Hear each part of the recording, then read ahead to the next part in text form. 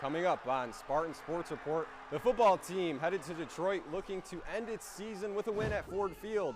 Men's basketball traveled to Fort Myers for a pair of Thanksgiving contests, and the men's ice hockey team looked to get back in the win column at Munn Ice Arena.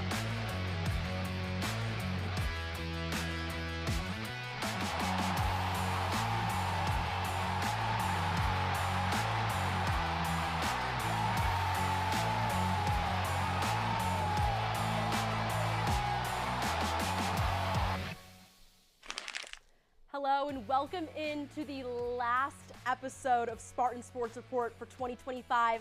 I'm Olivia Klinsky. And I'm Jack Stager. And Olivia, with Thanksgiving last week, the Spartan athletics schedule had a stuffed week of slates all over the country. However, the biggest news, Olivia, came right out of East Lansing yesterday. Yeah, absolutely, Jack. Recent news from the Michigan State football program now. The athletic department announced on Sunday afternoon that head football coach Jonathan Smith has been fired. This is following a 4-14 Big Ten record and a 9-15 overall mark through 2 seasons as head coach, highlighted, or not so much highlighted, by an abysmal 8-game losing streak throughout the 2025 season. MSU acted quickly to find Smith's replacement as Monday afternoon, the university officially announced that Pat Fitzgerald will take over as the new man in charge. Fitzgerald was previously the head coach at his alma mater, Northwestern University, from 2006 to 2022, where he went 110-101 over his 17 seasons and 5-5 in bowl game appearances. He is set to become the 27th head coach in MSU football program history. So yeah, kind of a whirlwind in just the last 24 hours or so for MSU football. But before all of it, they finally got their first conference win of the season. Yeah, former head coach Jonathan Smith was able to get his first conference win of the season as Michigan State traveled to the Motor City to face off against the Maryland Terrapins on Saturday. Eliseo Milivojevic got the game started, coming out hot with the Michigan State offense on this opening drive with this quick pass to Kai Rios for not only his first catch of the season, but his first score of the year. Once again, Milivojevic making plays happen, this time to the playmaker that we maybe should have saw more of all season in Nick Marsh. He had 6 total touchdowns on the year. And then at the end of the half, Jack Velling getting in the back of the end zone, one of the transfer players that Coach Smith brought in with him from Oregon State. But then it's the fireworks in the Motor City. Check out this motorcade running down Ford Field as Alante Brown takes it 92 yards to the house after Maryland opened up the half with 2 touchdowns. This would push the Spartan lead to 31-21, but then not going away just quite yet. Maryland would get in the back of the end zone one more time. The door will still open until they missed a 27-yard field goal, leaving the door open for MSU to come away with victory. And then Jordan Hall getting in on some action with this sack, sealing the defensive side for the Spartans. All they needed to do was get one more score, and this puppy would be put to bed. In back of the end zone, Amari Kelly would score, and it would snap the 8-game losing streak and get the first and only conference win of the season. Head coach Smith, Jordan Hall, and Milivojevic spoke after the game. Season, some downs, some disappointment, a definite frustration, but really proud of them as they continued to battle. Went to work, played and practiced with energy, and so happy for them to come out with a win like they did. This game was like the season.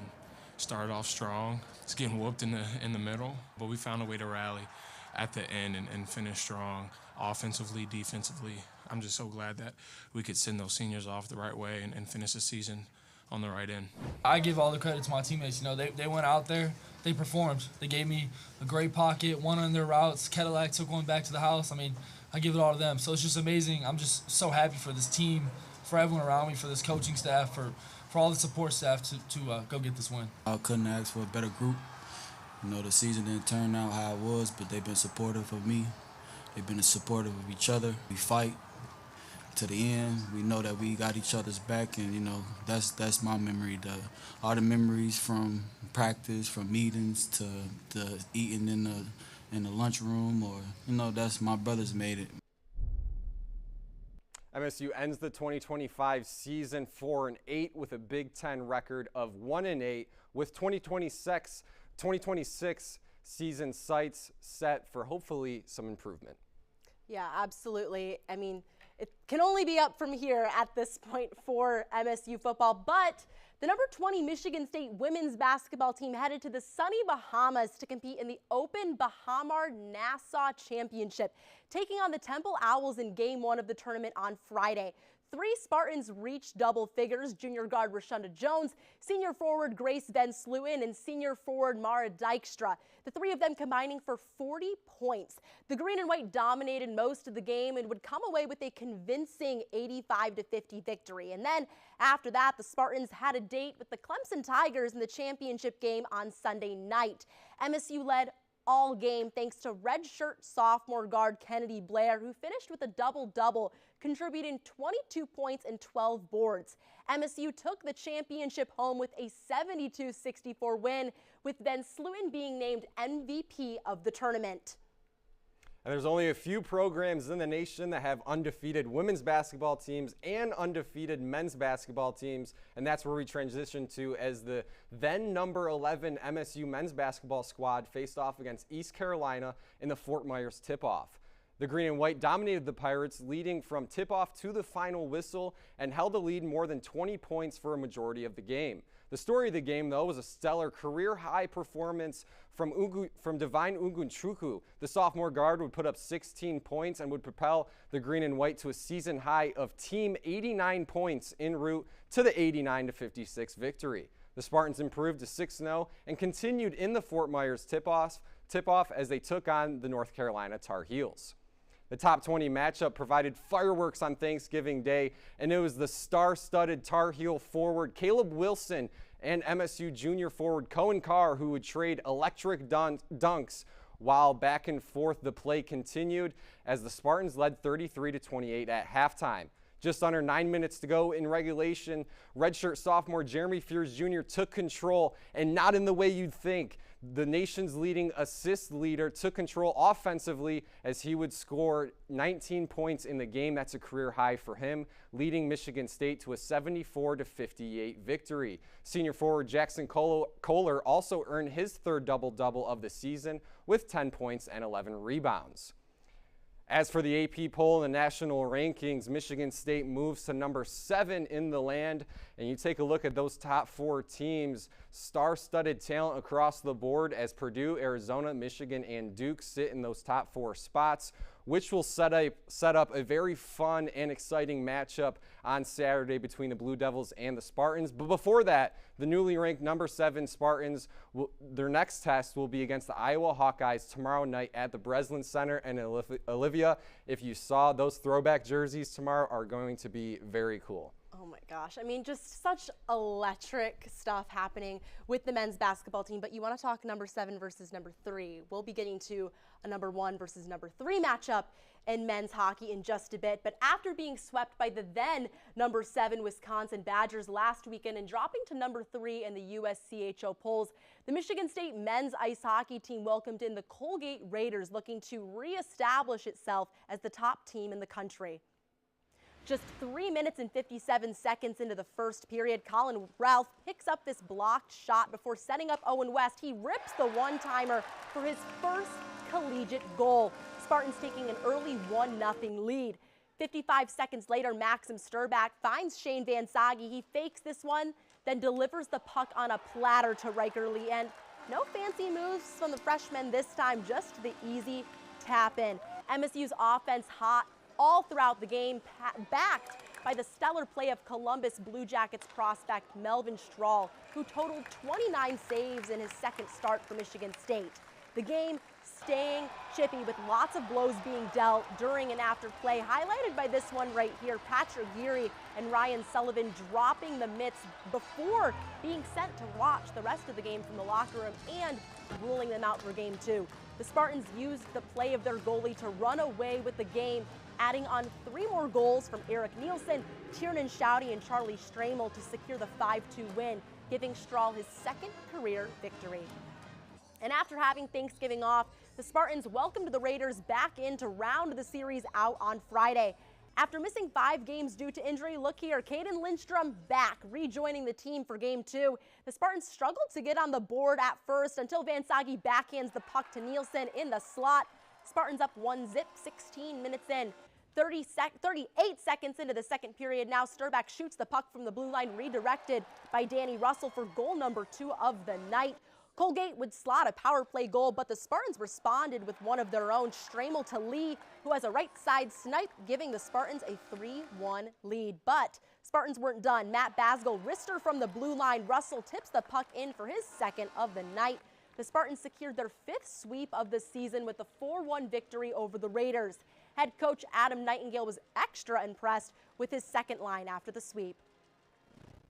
You got 2 young players there that are true freshmen that are, acclimating to playing college hockey. So to have a sophomore, Shane's still a young player, but he's a bit of a bull in a china shop, so he can create some separation. And Nielsen and Riker, have some chemistry there, and they kind of think the game offensively at the same level. I thought Riker really moved his feet tonight, and even away from the puck, he had a couple really good back checks and some pressure.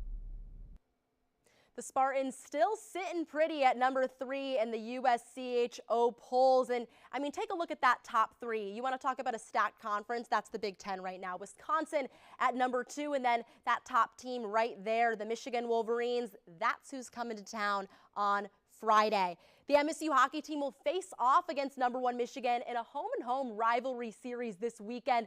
And the Spartans will get home ice advantage first for Game 1 with puck drop set for Friday at 8:30 p.m. The Michigan State women's volleyball team welcomed in a couple of West Coast foes this past week. Facing off against the number 14 USC Trojans on Wednesday at the Breslin Center, it was a strong effort from junior outside hitter Karolina Staniszewska, who recorded her team-high 8th double-double of the season, but ultimately the green and white fell short, getting swept 3-0. Coming off of that loss to USC, Spartan Volleyball was back at home to play its final match of the regular season against UCLA.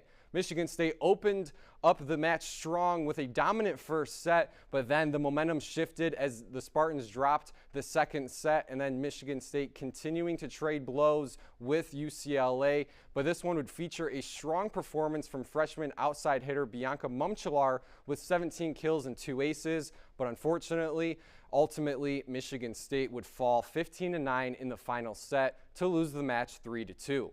MSU was on the wrong side of the bubble on Selection Sunday, missing the NCAA tournament for Kristen Kelsey's first year as head coach.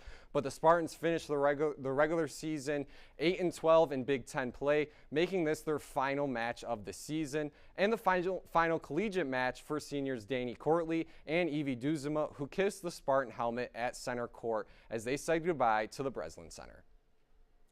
And to round us all out today, Jack, women's soccer danced all the way to the Elite 8 of the NCAA tournament for the first time in program history this season. But in order to advance to the College Cup, the number 2 seeded Spartans would have to get past the number 1 seeded Stanford. The Cardinal, playing on their home pitch, would go up 2-0 in the first half and would notch 3 more goals in the second. The good news, though, MSU wasn't shut out, with junior midfielder Bella Najera scoring her 3rd goal of the tournament to end the match 5-1. The Spartans end their historic season 15-4-6, which is the 2nd most wins in program history. Thank you so much for tuning into this semester of Spartan Sports Report. For more content over the winter break, make sure to check out all of our social medias below, as well as the Spartan Newsroom website. And thank you so much for the past few years. Signing off for the last time, I'm Olivia Klinsky, and thanks for being my first anchor partner, and thanks for closing it out with me. First and last, Olivia, no better way to end it for 2025. We'll catch you in the new year, friends. Hug your friends, say hello to those over the holiday break, and we will see you in the new year.